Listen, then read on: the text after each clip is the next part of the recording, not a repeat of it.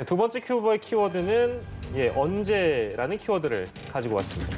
집행유예 기간 중에 또다시 마약을 투약하고 절도를 한 혐의로 기소가 됐던 황하나 씨.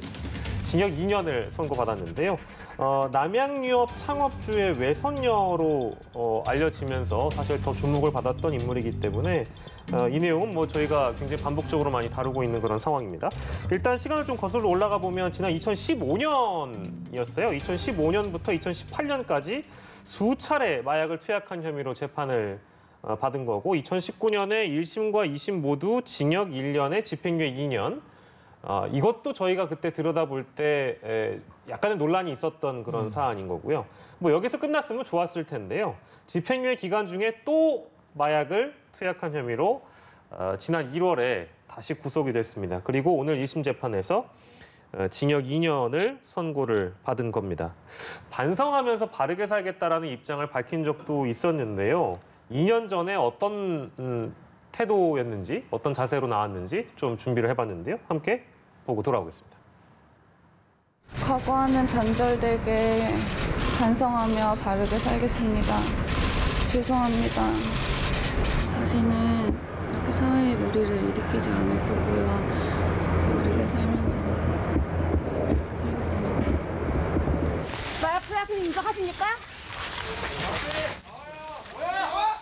대인한테 진술한 적 있습니까? 아직까지도 만난 적 있습니까?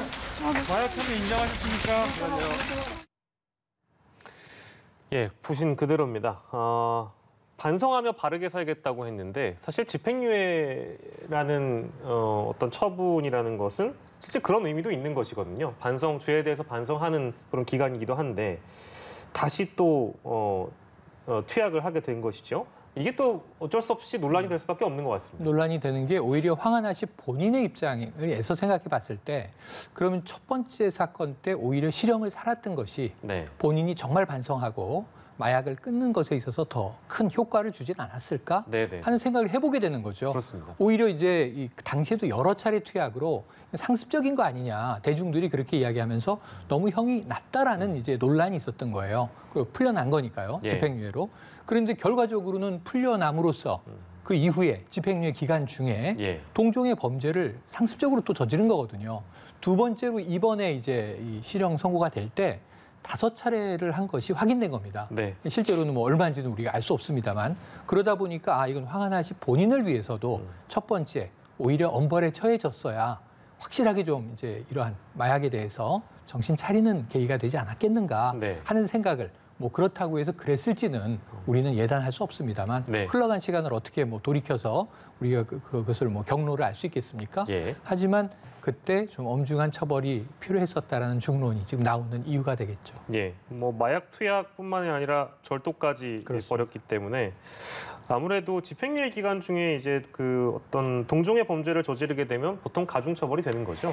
가중처벌뿐만 아니라 집행유예 기간 중에 이제 동종 범죄를 일으켰기 때문에 실효된다라고 하죠. 과거에 집행유예 2년 받은 것은 다시 살아야 되고 이번에 2년 선고를 받았으니까 이 2년도 살아야 되니까 총 4년을 살아야 된다라고 말씀드릴 수 있는데 그만큼 집행유예를 준 거는 선처해 주는 대신 2년 동안은 죄를 짓지 말아라는 건데 죄를 졌기 때문에 어쩔 수 없이 실형이 나올 수밖에 없는 상황이고요. 더군다나 이제 검찰이 구형 당시에 사망한 남편에게 이제 죄를 떠넘겼다. 그리고 부인하면서 반성하지 않는 태도를 보인다라고 한 것이 이렇게 징역 2년이 선고된 배경으로 보입니다. 그 내막을 좀 들여다보면 황하나 씨 측이 계속해서 필로폰 투약한 적이 없다? 그리고 모발이나 소변 검사가 음성인 게 이를 뒷받침하는 거 아니냐 이제 이런 주장을 한 거잖아요. 근데 이 주장은 당연히 받아들이지 않았기 때문에 이런 내용이 나오지 않았을까 싶긴 한데요. 황하나 씨 측에서는 증거가 불충분하다, 다른 사람들의 자백만으로 유죄를 선고할 수 없다라고 이제 적극적으로 부인을 했는데 다른 증거들이 있었습니다. 첫 번째로는 극단적인 선택을 해서 사망한 남편이 유서로서 이 마약 사실에 대해서 기재를 했고 특히 이 주사기의 DNA나 혈흔이 황하나 씨 측에 검출이 됐다라는 객관적인 증거가 확보가 되어 있는 상황이었고요. 예. 특히 이제 모바일 검사에서 음성인 것은 황하나 씨가 여러 번의 이제 염색이나 이런 것들로 이 마약 감정을 방해했다라고 봤기 때문에 이게 음성이지만 탈색이나 이런 조치에 의한 결과 이제 마약을 안 했다고 단정하기는 어렵다 이렇게 본 것이고요.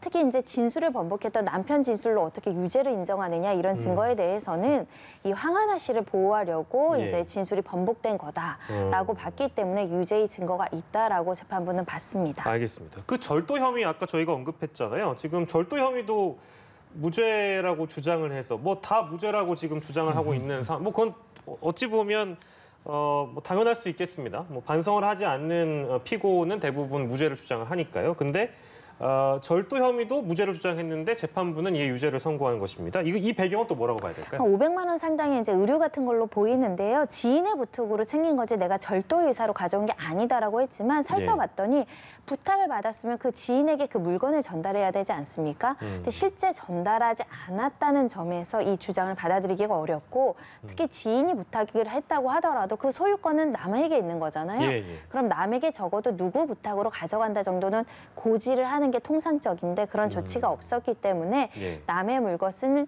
절취한다라는 고의가 있다 이렇게 평가가 됐습니다. 알겠습니다. 황하나 씨가 오늘 그 수의 입고 피고인석에 섰다고 하는데요. 지난 결심 공판에서 실형 선고되니까 오열했던 과는 다르게 오늘 실형 선고 받은 뒤에는 좀 태도가 달랐다고 합니다.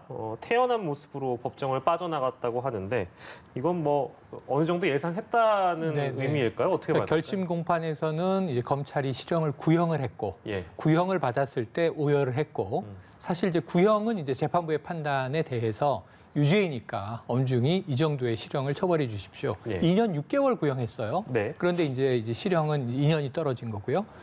그 상황에서는 마음의 그 사이에 마음의 각오를 한 것 아니냐. 오히려 심경이 모두 보도된 바에 따르면 네. 이미 이제 사망한 남편과 지인들이 보고 싶다. 뭐 이런 이야기를 했다고 하는데요. 예.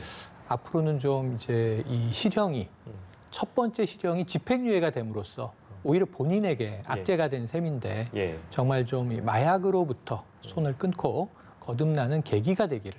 이거는 뭐 엄중한 처벌이고요. 범죄에 대해 따라오는 우리 사회의 처벌이지만 예.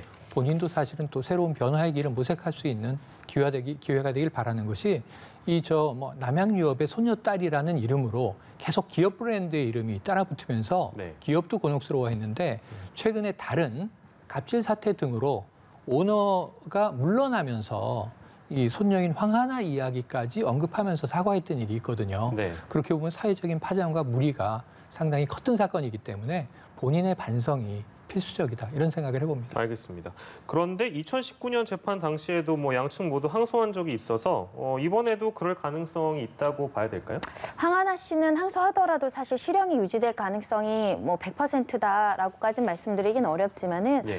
선처받기 어려운 상황이지만 또 이제 항소의 목적이 감형을 기대하는 것보다는 기결수로 교도소에 가지 않고 이제 미결수로 구치소에서 기간을 보내는 것 때문에 항소하는 경우도 있기 때문에 항소 가능성이 있어 보입니다. 예, 그 저희가 정리하는 차원에서 아까 이제 집행유예 기간에 동종전과를 저지르거나 뭐 그렇게 되면 그 실제 그 선고받은 양을 지금 어떻게 좀 계산을 해야 되는지 모르겠거든요. 아직 뭐 지금 1심이기 때문에 차후에 항소 가능성도 열려 있다고 하니까 좀 지켜봐야 되겠습니다만 총 이 황하나 씨가 형을 살아야 되는 기간은 그러니까 어떻게 되는 거예요? 그러니까 2019년에 집행유예 선고를 내리셨는데 네네. 그 기간 중에 이제 집행유예 실효 요건인 범죄를 저질렀기 때문에 2019년 재판에 징역이 나온 것을 그대로 살아야 되고 그럼 1년. 징역 1년을 살아야 되는 거고요. 아, 예, 예. 그다음에 이번에 2년 선고 받았는데 뭐 확정이 1년이 될지 2년은 모르겠지만 이 두 가지 범죄에 대해서 모두 이제 형을 살아야 됩니다. 합산해서 합산돼서 네. 살아야 되는군요. 만약에 그러면, 이제 징역 2년이 네. 확정된다고 가정하면 예. 3년이 되는 거죠. 그렇죠. 1년 더하기 2년. 뭐 물론 이제 줄어들 가능성도 아직 남아 있습니다만 네. 그래도 이제 그 징역 2년이라는 선고가 만약에 감형이 된다고 하더라도 1년은 어쨌든 살아야 하는 그런 내용이었습니다. 예, 혹시나 해서 정리를 해봤고요. 오늘 두 가지 사건을 함께 만나봤습니다. 최영일 평론가, 손정혜 변호사와 함께 말씀 나눠봤습니다. 고맙습니다. 고맙습니다.